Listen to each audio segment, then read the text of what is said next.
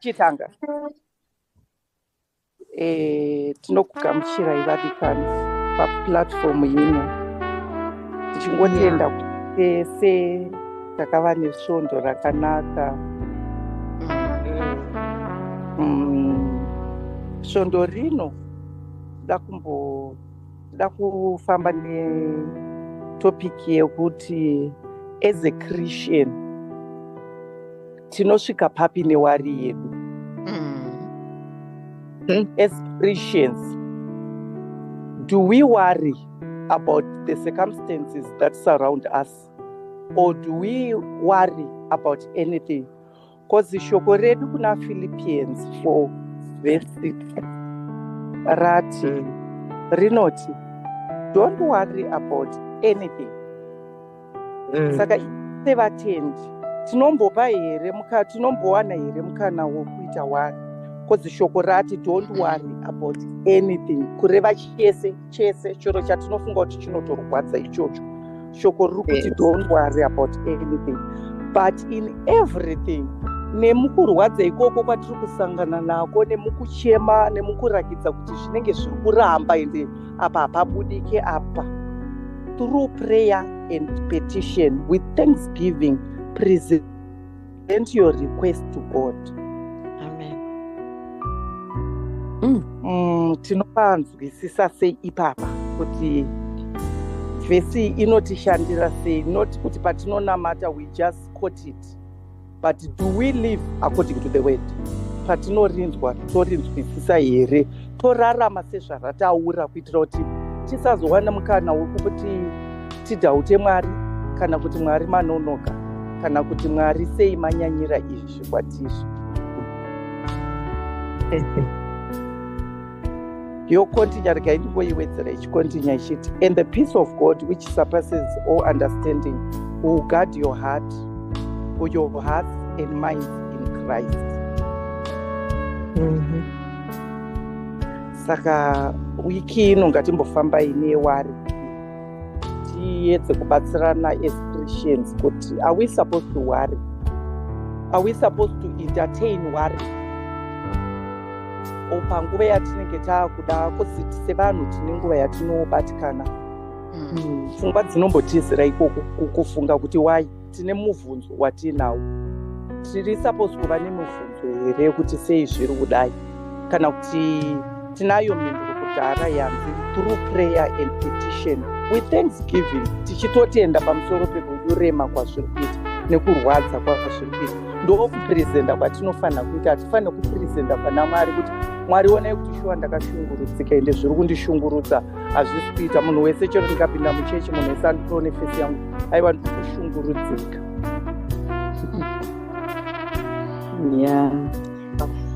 Paichokwadi apa, because zviita kunge zvinenge zvakutoda vanhu vamachuwa pachikristu, kana kuti vanoziva shoko raMwari zvakanyanya, because wari haishaike, inorwadza ine basi zvacho zvobva zvaita kungekozhi pamunhu wani.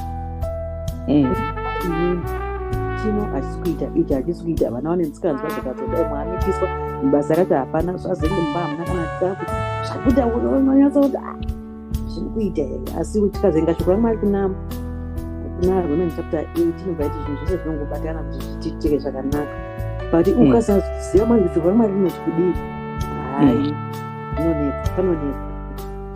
panoneka vadikani, because unongorifuke inopisa ichitokupisa. Saka munhu akakuudza kuti ubvotona kuti haasi, nokuti haasimo iye hamu, ndosaka achitaura izvi kunze kuti wazoverenga shoko Mwari muyamutene vakuwanirawo nyasha, woziva kuti no, inenge taimu katika sizeni zvako ndichabuda, pasina izvozvo wari nenge ichitoruka. Apa pane nyaya ipapa, because chinhu chandakatongorora kuti munhu wese kazhinji, like you get caught up in the zviya zvekuti pamwe unogona kuvarairwa uchiregedzera pfungwa dzichingoenda, like kuti zviya zvinototaura shoko kuti hanzizvo chengetedzai mwoyo wenyu, because Mwari anoziva kuti unogona kuregedzera zvinhu zvichingotamba jaivhi mwoyo mako, amaimwana chero zvipi nezvipi, zvinhu izvozvo pamwe ichitori wari ipapo. Ndakatozama kudictionary pakati zvanzi the meaning of worry neEnglish hanzi it is a feel or a cause to feel anxious or troubled about actual or potential problems. Imagine with potential asati atova makazhinji kacho. And then apa Jesu obva vati zvoni pana Matthew 6 paya pavhesi pakadasi, therefore I tell you, do not worry about your life, what you eat, drink, about your body, what you will wear. Is not life more important than food, and the body more important than clothes? Look at the birds of the air. They do not sow or reap or store away in barns, and yet your heavenly Father feeds them. Are you not much more valuable than they? And then this last verse says, who of you by worrying can add a single hour to his life? So, so it's so powerful. But it's also I think our position in worry is nekurumiza kurealiza pfungwa dzine chekuita newari dzisinga add any value on our situation. But if we can ask God that, that ability yoyo.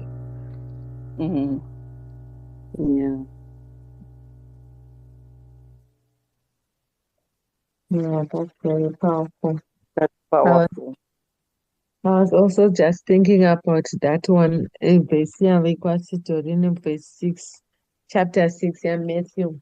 Makuseni ndaiverenga ndikashamisika ipapo panoti is life not more important than bread? Because ndosimbongoiverenga kumusoro uko kwakanyanya kuya kwavanoti pane here anonetsekana anogona kuedha kubiti rimwe chete paupenyu hwake, and also kuti uswa haumbozvinetsi, hanzi haumbofunge kuti uchadyei kana kuti uchadii, but yeti Mwari unokuchengeta zvakadarikidza, but unokandwa mumoto. Samusuno ndikutoseka musuno ndaitofunga about that, like I was just praying ndichitonengeta, so worried, so anxious, with a lot going on in life, uchingofunga kuti zvino wodii. Ndakanyora the statement, kuti I just felt in my heart, God loves us so much. I don't know if it's a human thing. We are not supposed to worry, but worry comes, right? Because tiri vanhu, we have to understand that there are certain things zvakatikomberedza that we don't have control over. Saka worry inouya mupfungwa medu nemumwoyo medu, inouya. Asi kana yauya, what do we do? Do we entertain the worry? Ndopanoita problem ipapo. Worry haishayikwe, asi are we entertaining it? Kana kuti painouya tibva tatoishayisa nzvimbo kuti igare matiri, ikure neshoko raMwari. Because ukada kuzotarisa paya Jesu pavanoyedzwa, nditi after 40 days and 40 nights naSatani, vanoyedzwa, but dai vanga vasina shoko rekuti vagone kuudza Satani, panowadza kuti zvauri mwanakomana waMwari chinja matombo aya, vaigona kuda kuti vambotanga kufunga nezvazvo kuti but ndinogona kutochinja matombo kana ini ndikatya, ndimuratidze Satani kuti ndiri Mwari. And you see, but he didn't allow that thought to grow. Hana kutendera pfungwa yeye kuti irambe ichikura, ichimanifest. Ndobva ataura shoko raMwari, then that ndobva zvabviswa. So I think kuti worry will always be around us, but isusu tofanira kunge tine the armor yekurwisana that worry inouya muupenyu hwedu. Saka I wrote this statement, ndobva ndati when you worry, you are spitting on the sacrifice of love God did for you on the cross. Everything was through his overwhelming love for us. You are exactly where God directed your steps to be. Stick to him to take you further, because he knows the way. Because ukada kutarisa kazhinji chinotita worry, it's either you are regretting my decisions awakaita kumashure uko, and pamwe une anxiety yemasituations ekuti zvinhu asi kufamba mari hadzisi kubatana pamwe vana vari kunetsa kana kuti mheno marriage iri kuita chii zvazviri kuita kubasa hazisi kunyatsofamba sezvauri kutarisira so unotambudzika nekuzvinetsa neizvozvo but uona kuti that was the very reason Mwari also came for us.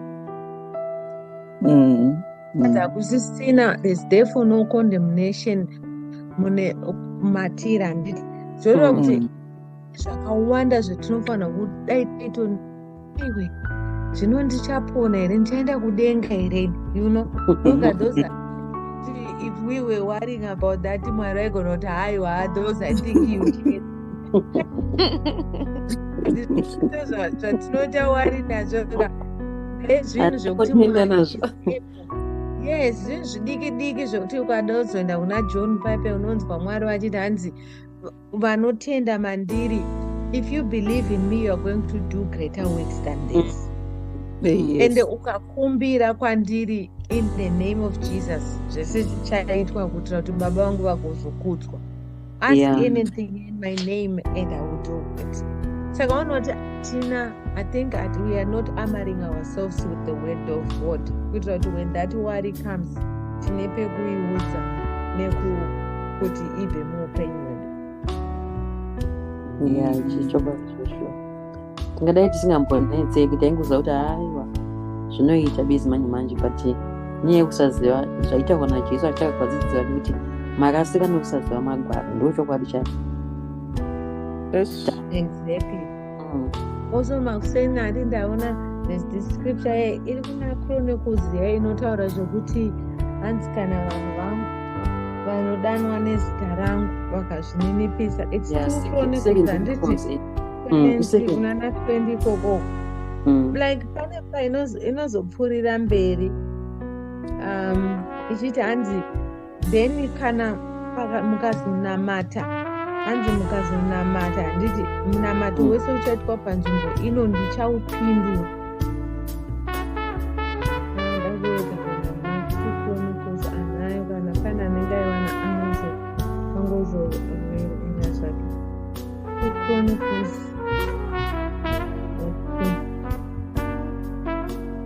inge 2012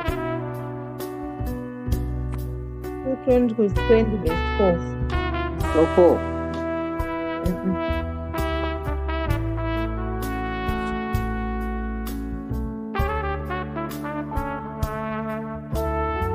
Okay, 7 verse 15. No, but now my eyes shall be open and my ears attend unto the prayer that is made in this place. For now have I chosen and sanctified therefore evil, and my eyes and my heart shall be there perpetually. As for thee, if you walk before me as your father David did, and according to all that I have commanded, and shall observe, then I shall establish your throne. Saka vanoti Mwari vanoti ivo hanzi if my people were called by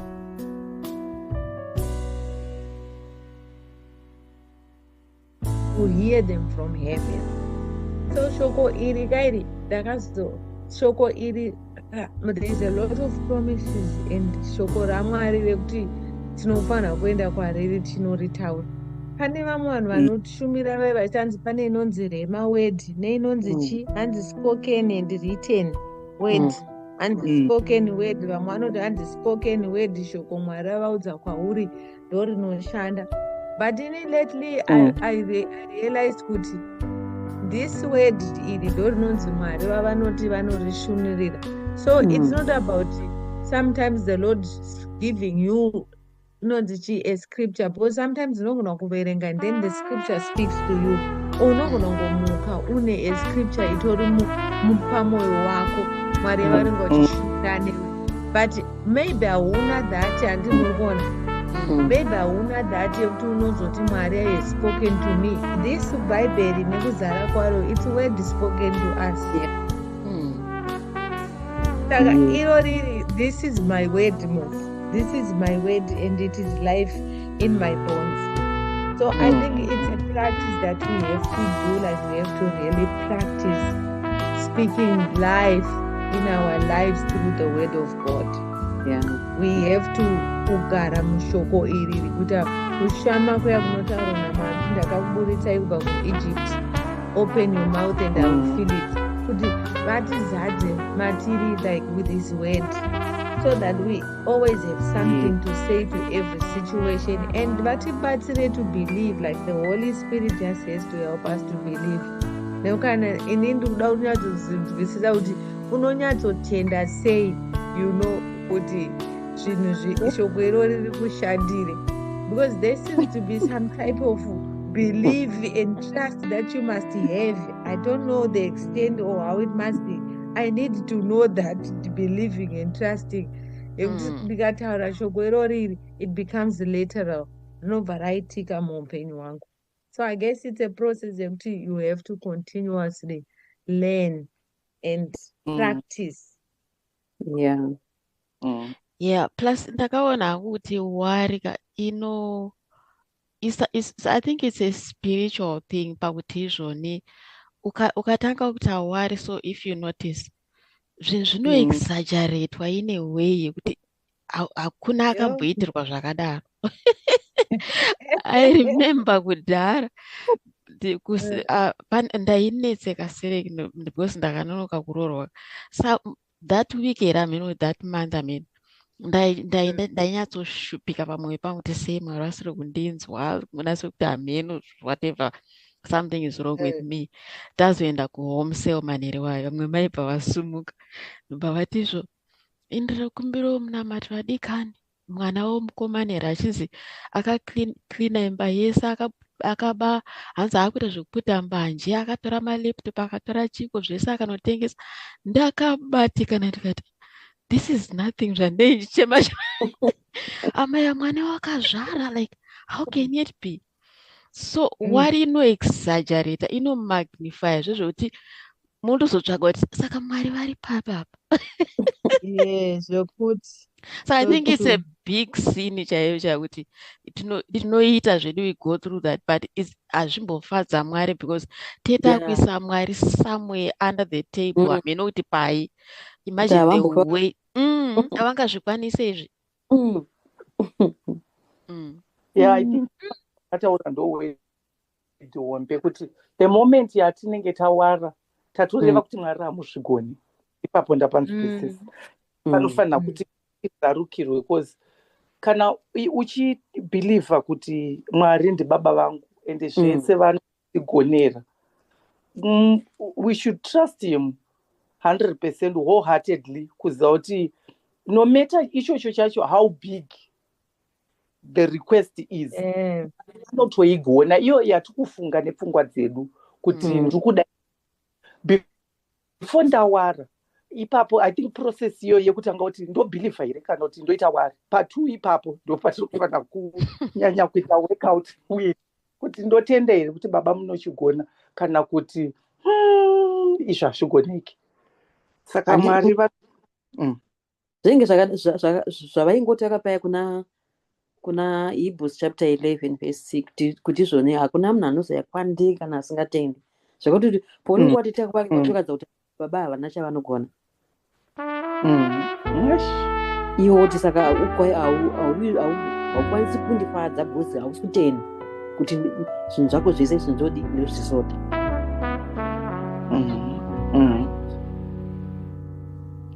So yeah, anoda nyasha dzaMwari baba, because nevatendi vakuru chaivo chaivo watinofunga kuti ndovahumbi wacho anosvika paanombogojomoka. Of course zvinhu zvisina kumira mushe, unyatsokuti ndinosumukai baba, iwo Mwari wangu chitenda chiti. Asi chinonakidza ndechekuti ukaita wari remember sitori pane pawakambonditaura last time ati sometimes Satan anokukusa a thought in your mind handiti wotanga kufunga, wotanga kutoona kuti zvechokwadi nai, kana anogona kuratidza kuti you are alone, hauna kana umwe munhu, ubva wototendera una kuti chokwadi nai, ubva waona kuti tasaone apa hapana mbomira mushe and ubva watanga unogona kubva makuseni kana whatever time iyo uchingofunga hauchatomboona anything else, pfungwa dzako dzato-occupied. Ubva watandi manje ndinobva ndasimuka noa ndati iwe Satani ndakuona ndatokuona manje inini handisi kuzodii anditi maona. So you also need to be that aggressive, like you need to be very intentional pakuti kana ukava nepfungwa idzodzo kana ukatanga kufunganya ukatanga kunetseka unofanira kutoti uekte kutoti pfungwa idzodzo dzimire. Pane mumwe musi wandakamuka makuseni recently, like I just felt so down zviya zvekuti ndainzwa kunzwa kuti zvinhu hazvina kumira mushe. And then I prayed ndoandaudza Mwari ndikati Mwari handisi kutombodzwa mushe nhasi, I'm feeling so bad, zvinhu zvakadai. By the time ndakazopedza kunamata baba, I tell you kuti I felt different. Ndanga ndazvanga zvato that worry or that inonzi that chimweya chocho kana whatever, a cloud that is hanging over you, it was gone.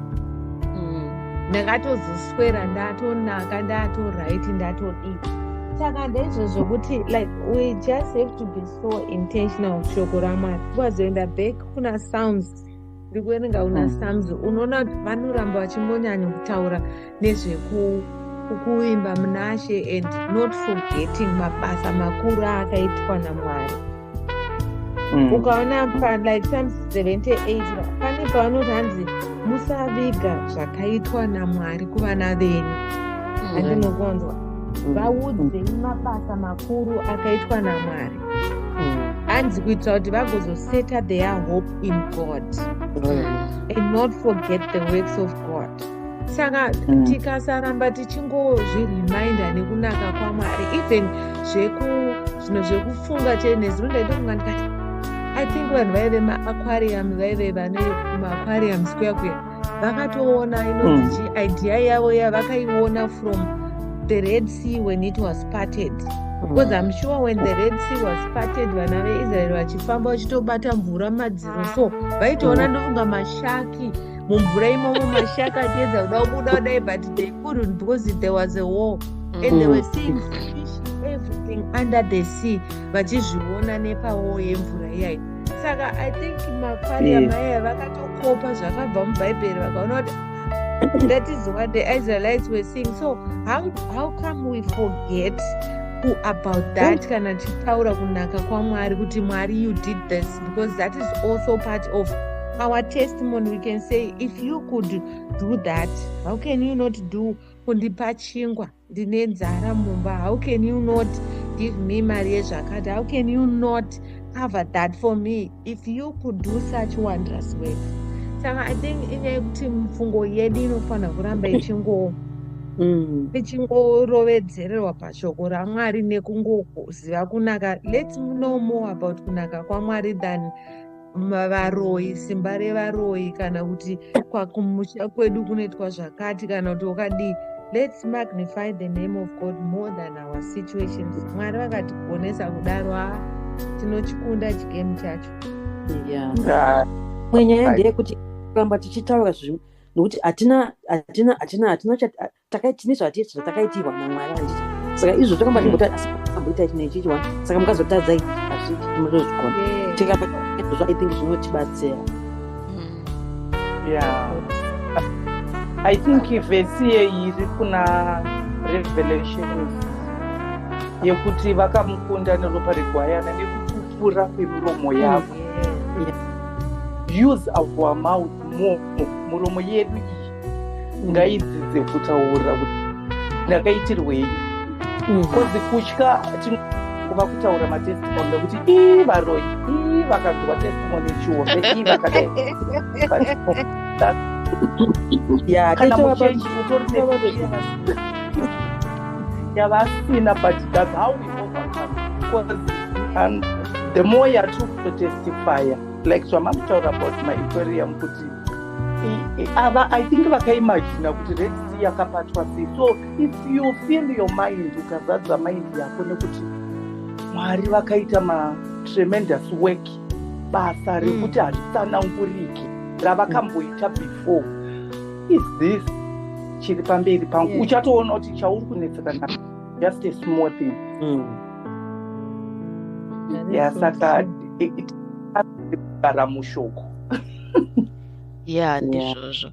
Ipapa ndaichitofunga hangu paya pana Isaiah 43 achaziva kuti vhesi anenge 18 or something pekuti kana dai mukafamba nemumvura hamunyure, memoto hamutsve. Saka I think we must not expect kuti every day zvinofanira kunge zvakatongofanana. Kuti we must think about verses like that kuti kunyange zvakadai ndiri mumoto izvo mandiri kufamba mumoto asi Mwari vakati kuna Isaiah vaneni. And even if you look at that prayer, the Lord's Prayer, Notanzi, give us this day our daily bread. It doesn't mean the bread we eat, but urongwa wa Mwari wemsiyoyo. Like allow him to work in you through whatever. Pamukumbokunyorora kumbokupinza nemusoro samwe panorwadza. Like allow God, as long as you know kuti relationship yako nawo handiti yakamira zvakanaka, then trust him to work in you, I guess. Then I think kuwari kwedu kunoita ushoma zvati I know God is in this, he is working with me unyange ndiri mumoto uyu but vaneni.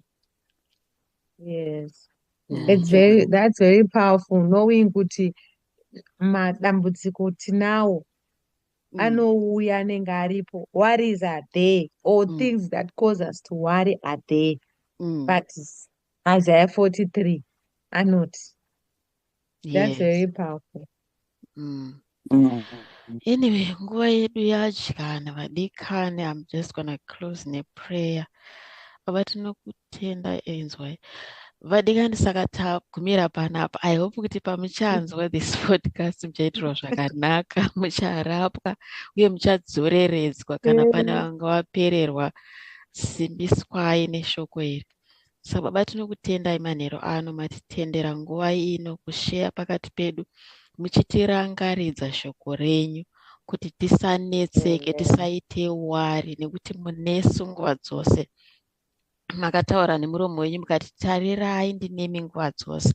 Saka tibatsirei kuramba tichirangarira shoko renyu, tibatsirei futi kuramba tichiverenga shoko renyu, kusimbiswa neshoko renyu Mwari. Ndinonyengetera anyone achazonzwa this podcast kuti izvo aitirwe zvakanaka. Kana paine angakuita give up, kanda matauro pasi because zvinhu zvaoma, zvinhu zvakuita sekuti hapana kana musuwo kubuda nawo. Ndinoti Mwari murangarire, musimudzei munhu iyeye Mwari. So shoko renyu rinotaura kuna Psalms kuti you raise up those who are bowed down. So I'm just praying kuti munhu iyeye ngaasimudzwe, kana kuti vanhu ivavo ngavasimudzwe pavanonzwa shoko renyu Mwari, kuti mawaris eupenyu huno ari temporal, asi imi you are always working as our Father. You are always working in each and every one of our lives, Father God. So we thank you, we glorify your name, we honor you, King Jesus. We thank you, Father, in the name of Jesus. Amen. Bye bye. Vadikani muve nesvondo rakanaka. Bye.